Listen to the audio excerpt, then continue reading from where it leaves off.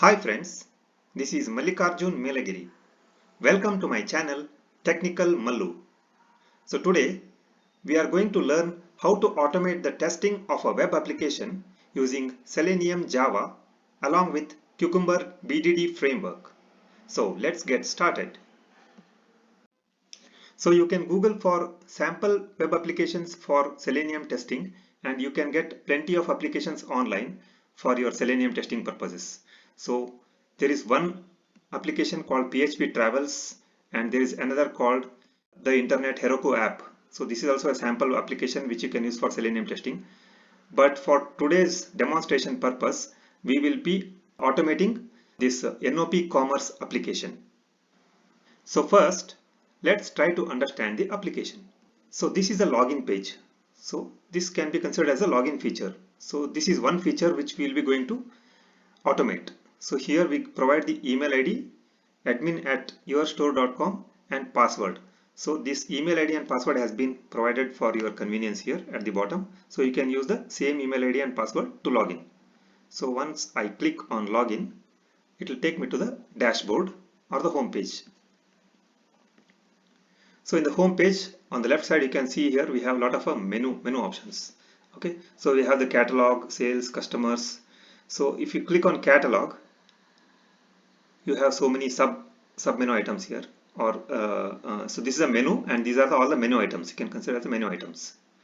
So when you click on products, here it is having these buttons here, add new. So it allows to add new product, or it allows us to search the existing products. So suppose if I search for MacBook, and when I click on search, it is showing the results. So it is showing Apple MacBook Pro 13-inch. So like that, we can search for some items. So this is also one feature. Searching for the products is one feature, and adding new product is one scenario or feature you can consider. So when you click on add new button, it will ask so many details. All these details you have to fill, and you have to add a new product to the existing database. So this is also one functionality. So these are all the things which are available in this website. Also, if you go to the customers menu, right, and you have a customers menu item. If you click on that customers menu item, so here it is allowing you to search by first name, last name. Either you can search by first name, last name, or you can search by email ID. So when you click on search, it will display the results here. Right now there are no data available in the table, so it's not displaying anything. So these are few possible scenarios, and if you want to add a new customer, you have a button here, add new. So here you have to provide the email ID, password, first name, last name, all these details. So every time when you add a new customer, the email ID should be unique value. So that is one constraint. So if you add a same email ID, then it will say the customer is already existing in the system. It will give some error. And if you, when successfully the customer is added, it will say the customer was added successfully into the system, something like that. It will give the message here on top. So that thing we have to automate. So these are the few scenarios or some features of this application which we will try to automate. Okay, so I have created this Word document which will describe how to go about the entire automation process. So we'll just go through this document and also I'll be sharing this document once I complete all my sessions. Okay, so the first thing is the prerequisites. So you should have the latest version of Java JDK installed on your machine, and also you should have the Eclipse IDE, because I have explained this using the Eclipse IDE. You can use other IDEs also, but for this demonstration purpose, you should be requiring Eclipse IDE. And also you should have set up these environment variables. So these are the prerequisites. Once you have all these things, then you have to create a Maven project and artifact setup. So create a new Maven project in Eclipse. So, and after that, once you create a Maven project, inside the Maven project, the main component is a pom.xml. In the pom.xml, you have to add all these dependencies. Okay, now let's launch the Eclipse IDE. This is my Eclipse workspace one where I will keep all my projects. Okay, so here you can see already nopCommerce project is there, which I created earlier. So let's create a new project. Don't choose Java project. Go to other and search for Maven. So you will get a Maven project. Select that and click next. Click on create a simple project. To skip archetype selection, click next. Here we can give nop commerce underscore v1 just to distinguish this project with the already existing project. I have added underscore v1. Click finish. So now you can see the project folder is created. So when you double click on the project folder, you can see the structure. It has source main Java, source main resources, source test Java, source test resources, JRE system library, source and target, and pom.xml. Pom.xml is the important file which is a starting point of configuration for this Maven project. Okay, so now let's add the dependencies. So I had already copied the dependencies and I have pasted them here just to save some time. So on the top level, we have the dependencies tag, and under that we have each and every dependency tag for each and every tool like JUnit, Cucumber Java, Cucumber JUnit. So these are all the dependencies we are adding. Okay, so how do we add these dependencies? So let's us see that. So we have to copy these dependencies from the Maven Central. So let's go to Maven Central. Let's go to Maven Central repository, and here I search for Cucumber Java. So here you can see Cucumber JVM Java. io.cucumber is a website. So if I click on that, it will give all the versions, and I have to click on the latest version. So it will show the Maven dependency. So we can have Gradle projects, Gradle Short, Gradle Kotlin.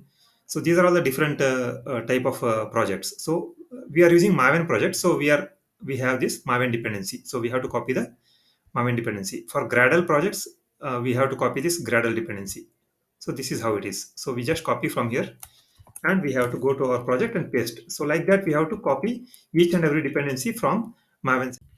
Okay, so once you add all the dependencies here, you have to save this pom.xml. Save, click Ctrl S and save. So you saw that it started downloading the all the jar files.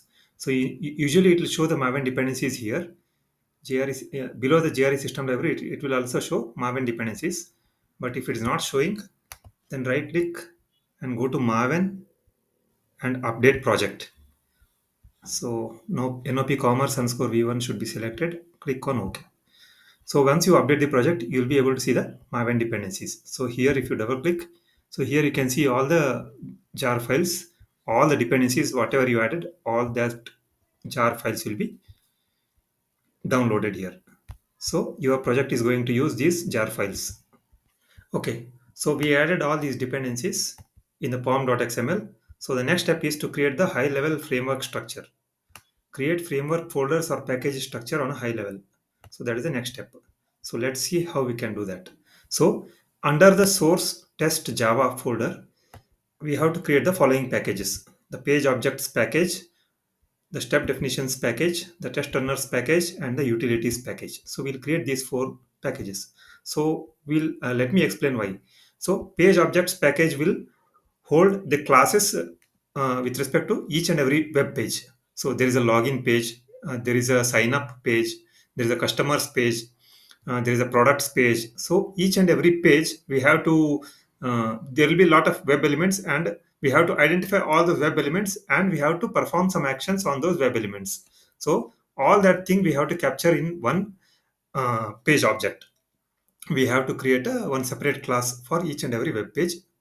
So that is the purpose of page objects. And for step definitions, so whatever we define the steps inside the feature file, all those steps we have to define in the step definitions. The test runner will be the starting point for execution of the scenarios. So inside the test runners, we can have which feature files to use, which step definitions we have to use, all that we define inside the test runner files. And we have to use some utilities also, like wait helper utility or some logger utility. So any other utility if you want to use in your framework, those classes can be defined under the utilities package. So let's go ahead and create these packages. Let me go to Eclipse, source test Java, right click, new package. So package name I will give as page objects. So this is one package, and I'll create one more new package is utilities.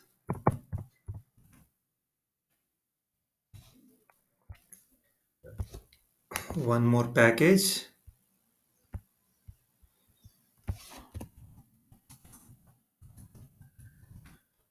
step definitions, and one more package is testRunners. New package, testRunners. Okay. So the next is under source test resources, we have to create the following folders. So these are folders. These two are folders, and these four are packages. Okay. So we have to create a browser drivers folders and features folders. Okay. So let's go into resources, right click, new folder,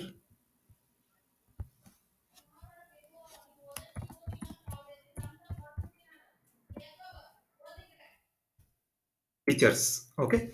And right click on the test resources and create a new folder called browser drivers.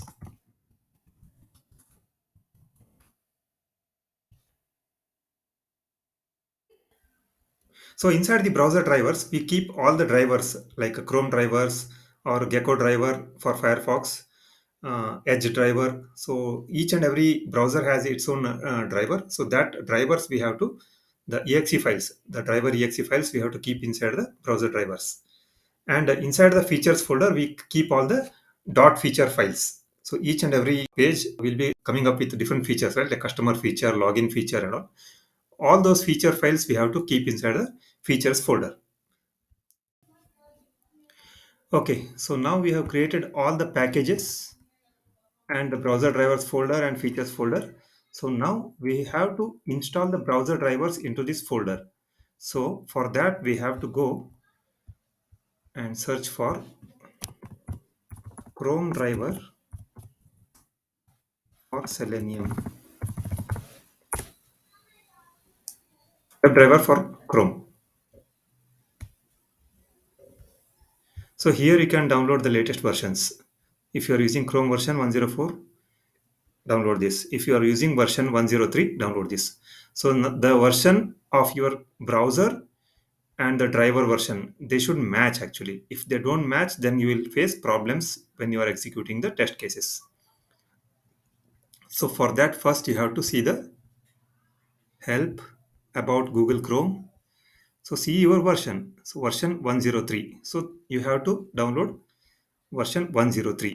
So I have already downloaded all the necessary drivers. Chrome driver, Gecko driver is for Firefox, IE driver is for Internet Explorer, and Edge driver. So Edge driver 103, 105, both I have downloaded. I'll copy this and paste into our browser drivers folder directly. So you have to download them from the internet, and you have to paste them in this folder. So once you have the drivers, now we can start with our features. So first we will start with our login feature. Right click and say new file. So we have to create a feature file. So we'll name it as login.feature. Okay. So once you create a login.feature file, you see that by default this code, sample code is being populated. This is because I have installed an Eclipse plugin. So if we go to Help Eclipse Marketplace, and here you search for Cucumber Eclipse plugin.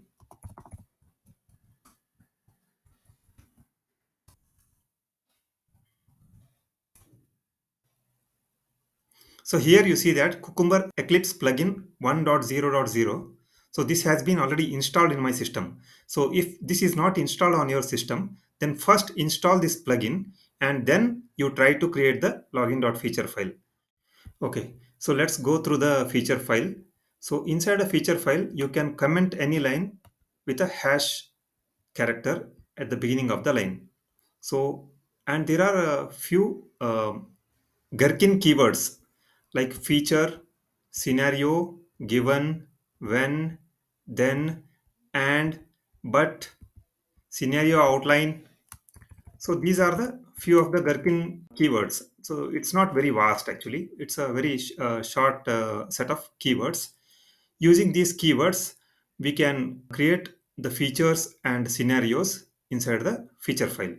So let's delete this and try to create the feature file. Feature.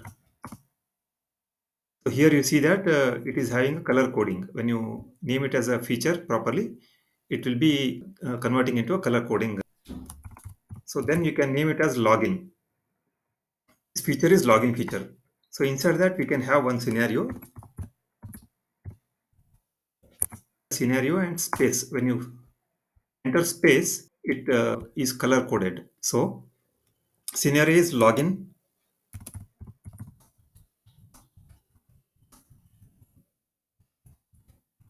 with valid credentials. We'll name it as this scenario. Okay. So inside the scenario, we can just press the tab so that it will be a proper indented. So here we have to start writing the scenario given some condition, precondition. When user does something, then what should be expected. So in a high level English like sentences, we write the scenario. So given something, when something, then we have to expect something. And we can use and also. So given some precondition and one more precondition, and when user does some action and another action, then user should expect one thing and the other thing. So like this we can use and any number of times. There can be one and, or there can be two and. So n number of ands you can use after when, after then, but only thing is it should start with given. So that is a condition. So let me copy the login feature instead of typing it to save the time.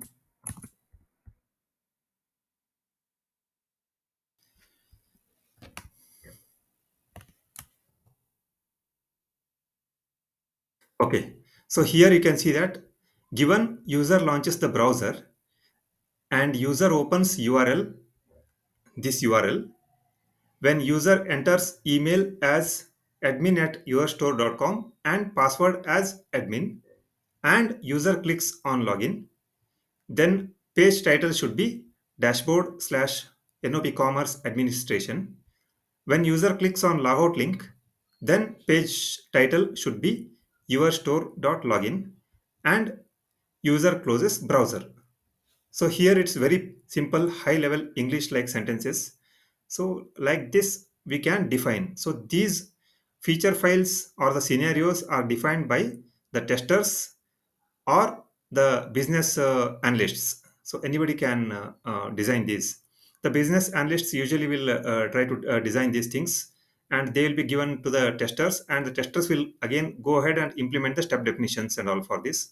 So even the tester can modify few things here, and he can accordingly he can create the step definitions, and then he can create the page objects for different web pages. So that's how the approach goes. Well, that's all in this session, guys.